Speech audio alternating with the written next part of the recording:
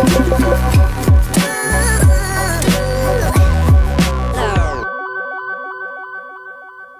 everyone, so I haven't made a video in a little while, or it feels like that anyway. I've just been feeling like I've got writer's block and also kind of like creative block. Like I just haven't been feeling motivated to do anything at all.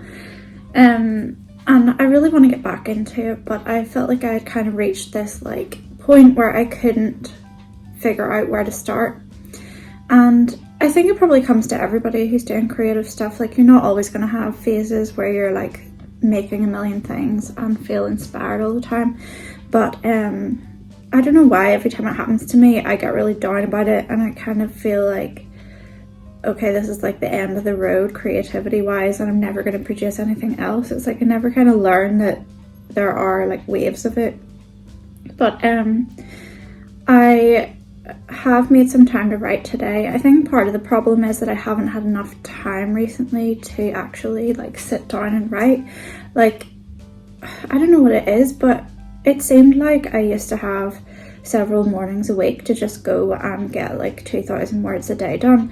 And when you're doing that like consistently or doing it every day, you very quickly finish a book. But as soon as it starts becoming like a weekly thing, it really changes like the pace of it, and I find it's like harder to get yourself into the story.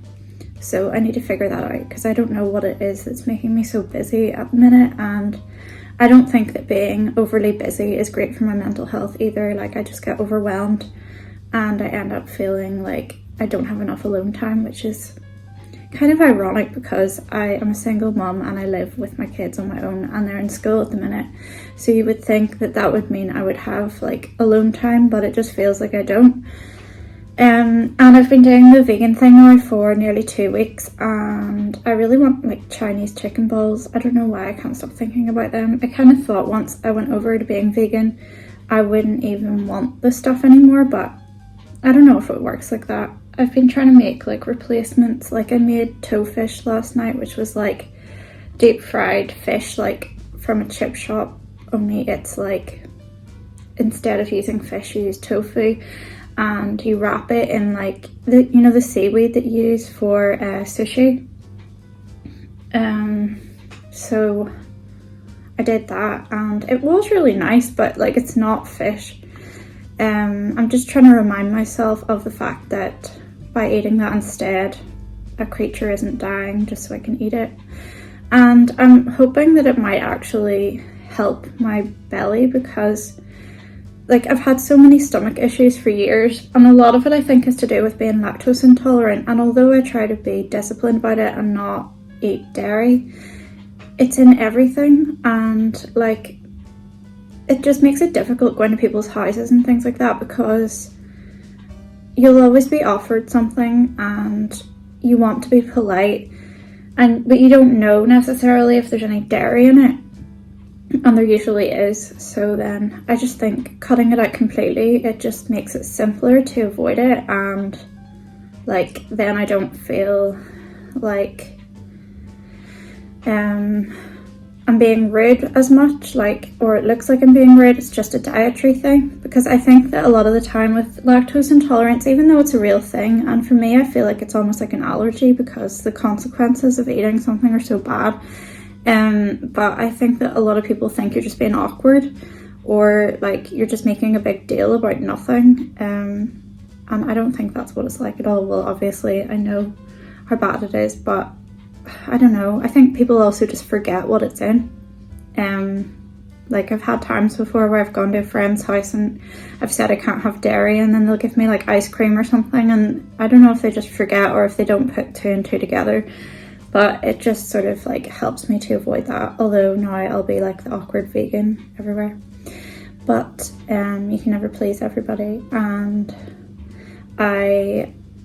I'm going to try to be more disciplined, I think, about writing in the evening. Like I used to do that a lot when the kids were small, because I didn't have as much time alone because they weren't in school yet or anything. And I did get a lot done in the evening, and I've got into a pattern of like doing yoga and having a shower, and then I just like watch a documentary. And although like that is a nice way to spend the evening and it's relaxing and I like watching documentaries and learning about things. Like, I don't want that to become all I do. Everything's just, I don't know, I think I've got lazy basically, and I'm using screens for entertainment too much, and I could be producing things instead.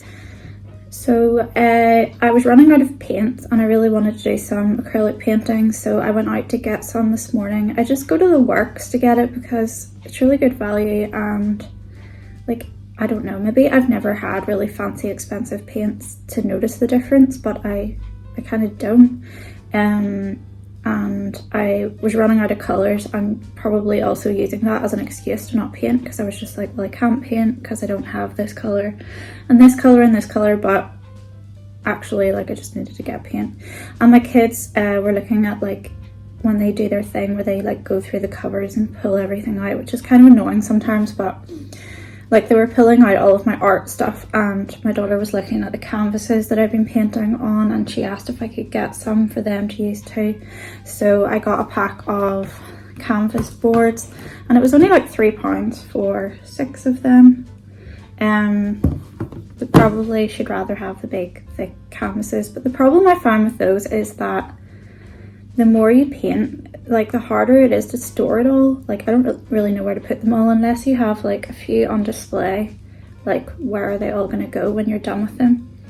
I don't know, maybe I should try selling some in my shop.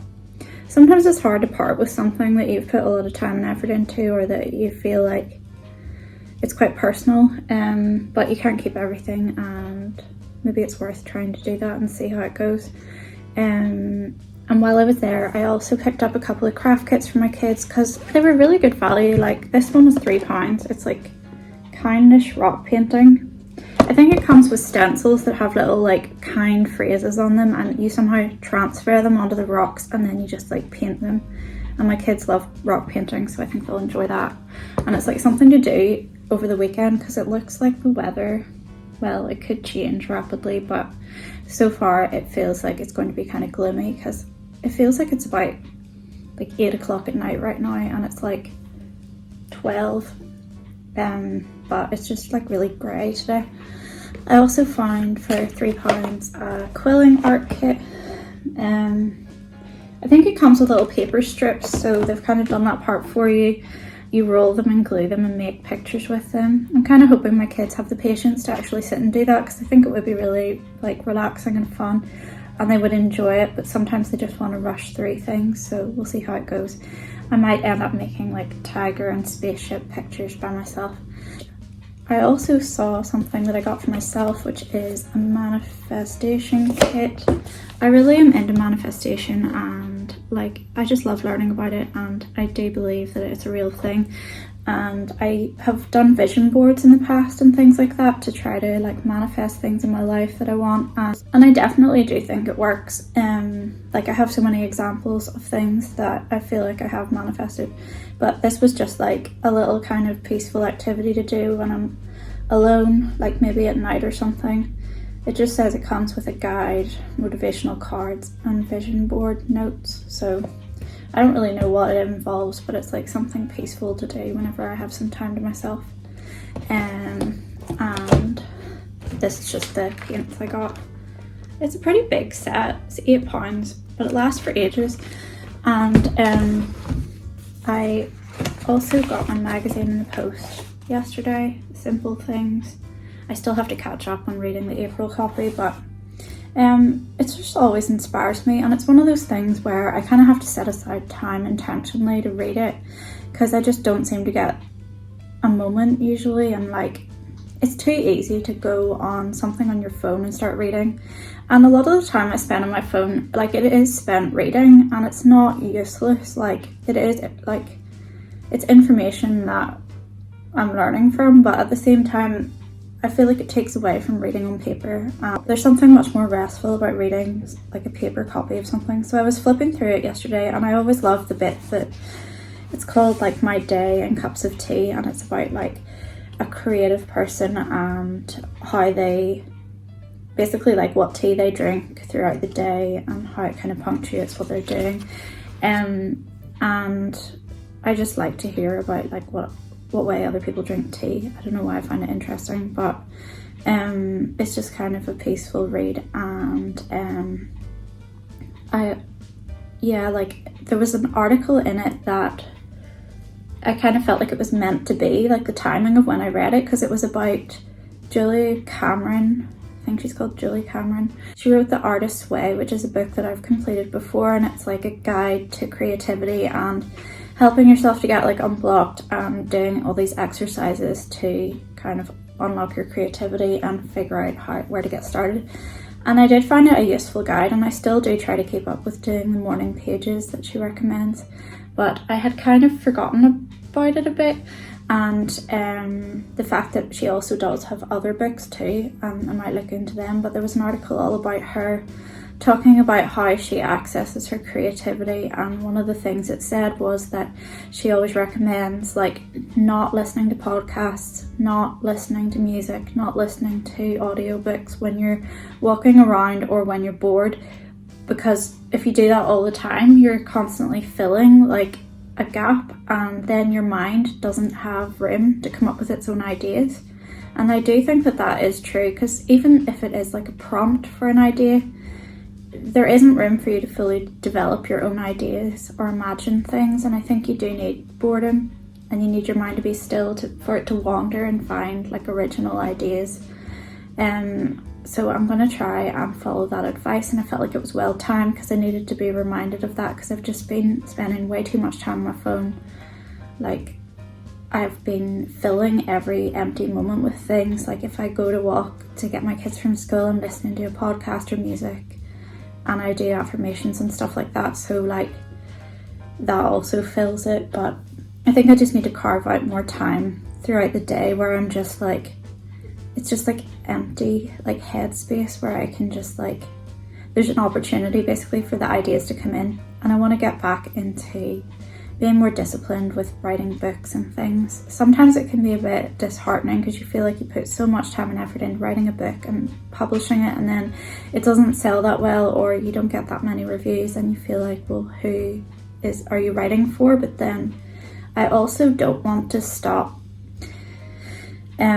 writing because of that, and I think you still need to keep putting it out. If you feel the like creative urge to do that, it's for a reason, and you should just try and keep going anyway. So I've actually started a couple of books at the minute. I'm kind of alternating between writing both, which probably isn't really helping, and I probably need to settle on one and finish it first. I think I'm going to go with the second one that I started, because I feel like it's more, I just feel more passionate about it, and I have a clearer idea of where I'm going with it, and it just feels more appropriate to the time where I'm writing it.